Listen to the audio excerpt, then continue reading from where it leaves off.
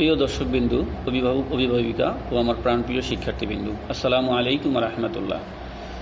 আশা করি তোমরা সকলে ভালো আছো এবং সুস্থ রয়েছো। আমিও সুস্থ রয়েছি। তো করোনাকালীন এই সময়ে তোমাদের লেখাপড়াকে এগিয়ে নেওয়ার জন্য আমি জনাব মোহাম্মদ সুলাইমান স্যার আছি তোমাদের সাথে। আশা করি আজকের ক্লাস থেকে তোমরা উপকৃত হবে এবং তোমাদের কাছে ভালো লাগবে।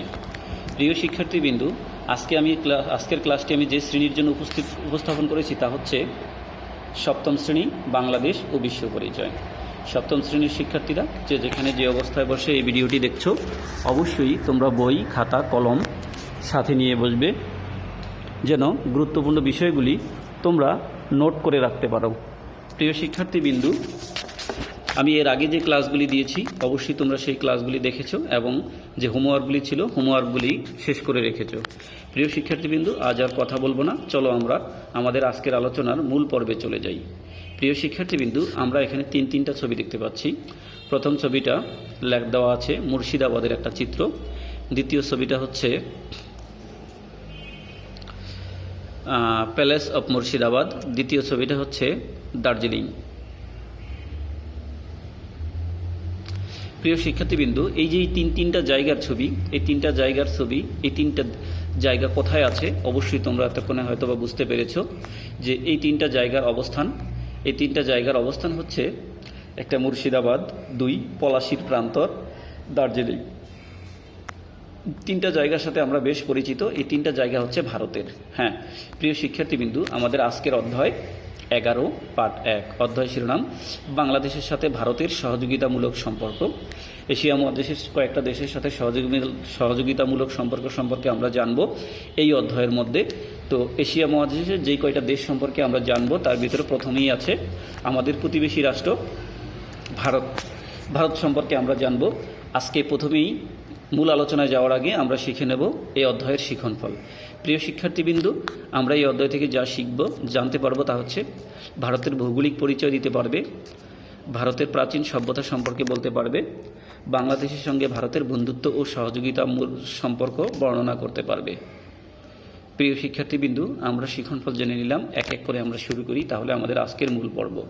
প্রথমেই আমরা ভারতের রাজনৈতিক মানচিত্রটাকে খুব ভালোভাবে লক্ষ্য করব।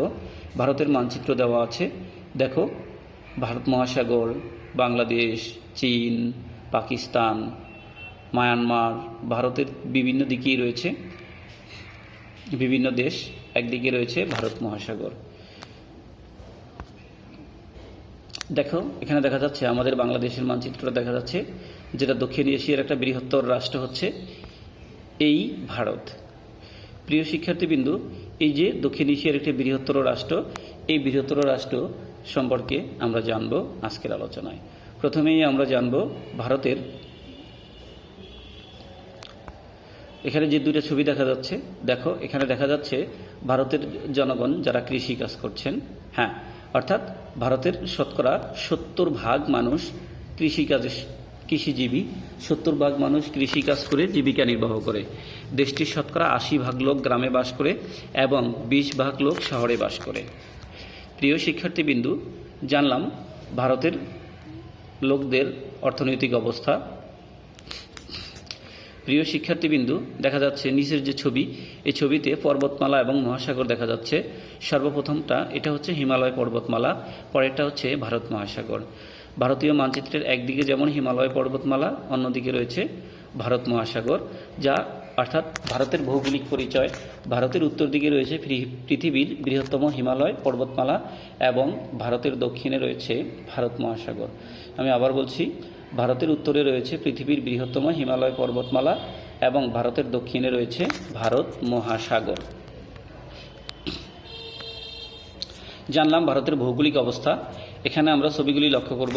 এখানে হলো ভারতের অন্যতম নয়াদিল্লি শহর, আর এখানে রয়েছে ভারতের মানচিত্রের মধ্যে দিয়ে জনগণ দিয়ে মানচিত্রকে দেখানো হয়েছে, অর্থাৎ ভারতের রাজধানী শহর নয়াদিল্লি এবং ভারতের মানচিত্র যেটা লক্ষ্য করা যাচ্ছে।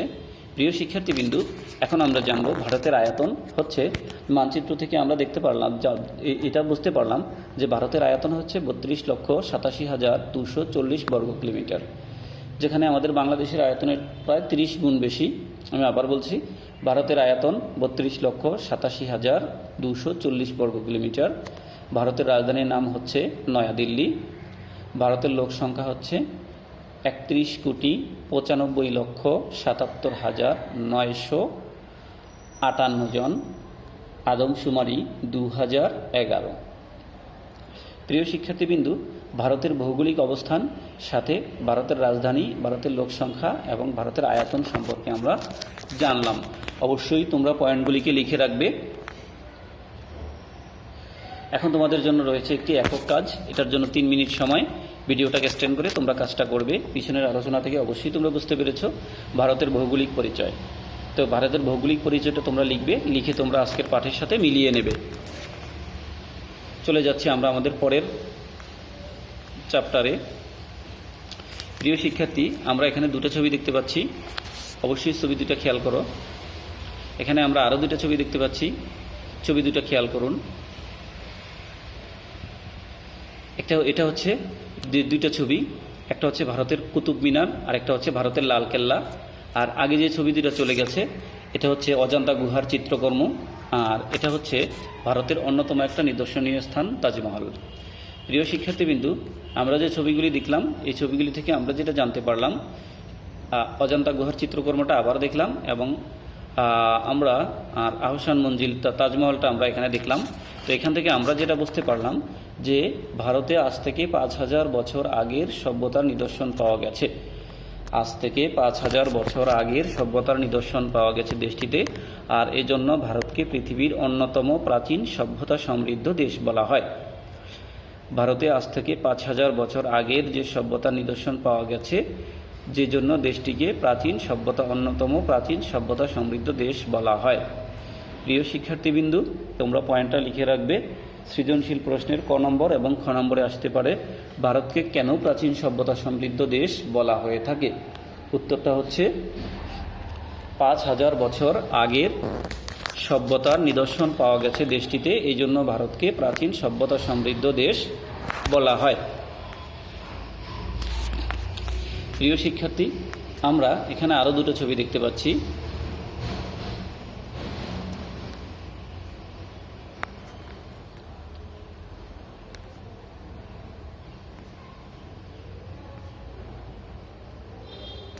প্রিয় শিক্ষার্থী, এই যে ছবিগুলি, এগুলি থেকে আমরা কি বুঝলাম? আমরা যেটা বুঝতে পেরেছি সেটা হলো যে ওলন্দাজ বাহিনী, ইংরেজ বাহিনী, মোগল সম্রাট, ইংরেজ শাসক, অর্থাৎ যুগে যুগে বিভিন্ন বৈদেশিক শক্তি ভারতবর্ষকে দখল করেছে, তাদেরকে শাসন ও শোষণ করেছে। অর্থাৎ বিভিন্ন দখলদার শক্তি ভারতীয় উপমহাদেশে এসেছে এবং বছরের পর বছর, যুগের পর যুগ এদেরকে শোষণ এবং শাসন করে এদেশ থেকে অর্থ সম্পদ লুট করে নিয়ে গেছে ওই সমস্ত বৈদেশিক শক্তি। আর সর্বশেষ ব্রিটিশ ইস্ট ইন্ডিয়া কোম্পানি প্রায় 200 বছর এই অঞ্চলকে শাসন করেছিলেন এবং এই ব্রিটিশ ইস্ট ইন্ডিয়া কোম্পানির হাত থেকে স্বাধীনতা লাভ করেছিল 15ই আগস্ট 1947 সালে। এজন্য প্রতি বছর 15ই আগস্ট 1947 সালে ভারতীয় স্বাধীনতা দিবস হিসেবে পালন করে আসছে। অর্থাৎ ইংরেজদের হাত থেকে 1947 সালের 15ই আগস্ট ভারত স্বাধীনতা লাভ করেন। প্রিয় শিক্ষার্থী, এখন রয়েছে একটি জোড়ায় কাজ। যদি সম্ভব হয়, তোমাদের আশেপাশে যদি কোনো সেম ক্লাসের সহপাঠী যদি থাকে, তাদের সাথে জোড়ায় কাজটা করবে। আর না হয় তোমরা একা একা এই কাজটি করবে। সেটা হচ্ছে ভারতের প্রাচীন সভ্যতার বর্ণনা দাও। ভারতের প্রাচীন সভ্যতা, কয়েকটা সভ্যতার চিত্র দেখানো হয়েছে। এই সভ্যতাগুলি সম্পর্কে বইয়ের সহযোগিতা নিয়ে কাজটা করবে। অর্থাৎ এই প্রাচীন সভ্যতার বর্ণনাটা লিখবে, লিখে তুমি বইয়ের সাথে নিজেই মিলিয়ে নেবে। এটার জন্য তোমাকে 6 মিনিট সময় দেওয়া হলো। আর এই 6 মিনিট তুমি ভিডিওটাকে এক্সটেন্ড করে সামনের দিকে চালিয়ে যাবে।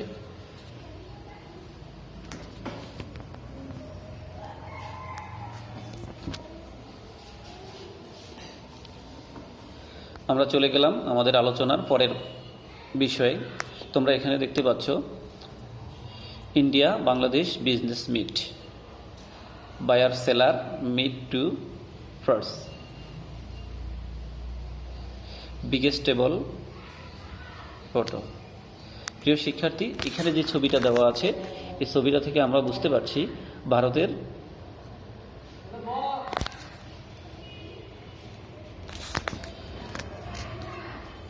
ভারতের ব্যবসায়িক প্রতিনিধি দলের সাথে বাংলাদেশের ব্যবসায়িক প্রতিনিধি দলের আলোচনা চলছে, অর্থাৎ যেটাকে দ্বিপাক্ষিক আলোচনা বলা হয়ে থাকে। অর্থাৎ বাংলাদেশের সাথে ভারতের বাণিজ্যিক যে সুসম্পর্ক রয়েছে সেই সুসম্পর্কই প্রমাণ করছে এখানে। ভারত আমাদের অন্যতম একটি প্রতিবেশী বন্ধুরাষ্ট্র, যে প্রতিবেশী বন্ধুরাষ্ট্র তারা আমাদের থেকে সহযোগিতা নিচ্ছে, আমরাও তাদের থেকে সহযোগিতা নিচ্ছি। এভাবে পারস্পর সহযোগিতার ভিত্তিতেই আমরা এক দেশ থেকে আরেক দেশের সাথে বাণিজ্যিক, অর্থনৈতিক এবং রাজনৈতিক যত ধরনের কূটকৌশল আছে সবগুলিই আমরা চালিয়ে নিচ্ছি। অর্থাৎ এক কথায় আমাদের অর্থনৈতিক, সামাজিক, রাজনৈতিক সব দিকেই যে সমস্যার সমাধান রয়েছে ভারতের সাথে, আমরা তার বন্ধুত্বপূর্ণ সম্পর্কের মাধ্যমে সেই সমস্যা সমাধানগুলি করার চেষ্টা করছি। যেটা আরেকটা লক্ষণীয় বিষয় সেটা হচ্ছে মুক্তিযুদ্ধকালীন সময়ে বঙ্গবন্ধু শেখ মুজিবুর রহমান, সোনিয়া গান্ধী সহ এদের নেতৃত্বে, অর্থাৎ ভারতীয় সেনাবাহিনীর নেতৃত্বে আমরা আমাদের মুক্তিযুদ্ধের চূড়ান্ত পর্যায়ে এসে তাদের সহযোগিতায় আমরা আমাদের বিজয় লাভ করাটাকে অনেকটা সহজ করে দিয়েছে এই ভারতীয় বাহিনী। এই ভারতীয় সেনাবাহিনীর সহযোগিতায় আমরা সহজেই আমাদের বিজয়টাকে অর্জন করতে পেরেছিলাম, যেটার জন্য অক্লান্ত পরিশ্রম করে গেছেন ভারতীয় এবং আমাদের বাংলাদেশের শীর্ষস্থানীয় যে রাজনৈতিক ব্যক্তিবর্গরা রয়েছেন সেই ব্যক্তিবর্গরা। তো এই আমাদের মুক্তিযুদ্ধের অসীম সাহসিকতার জন্য, অংশগ্রহণের জন্য, সহযোগিতা করার জন্য আমরা শ্রদ্ধা ভরে আজও তাদেরকে স্মরণ করি। প্রিয় শিক্ষার্থীবৃন্দু,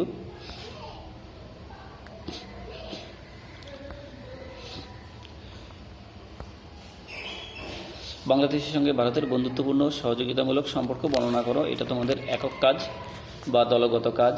অর্থাৎ ভারতের সাথে বাংলাদেশের কী ধরনের সহযোগিতামূলক সম্পর্ক রয়েছে তোমরা এটাকে লিখবে, লিখে আজকের আলোচনার সাথে মিলিয়ে নেবে। প্রিয় শিক্ষার্থীবৃন্দু, আমরা আমাদের আলোচনার শেষ অংশে চলে এসেছি।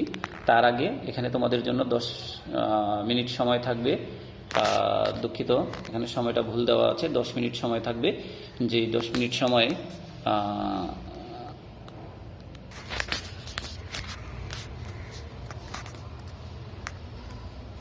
প্রিয় শিক্ষার্থীবৃন্দু, এখন রয়েছে পাঠ সংযোগ।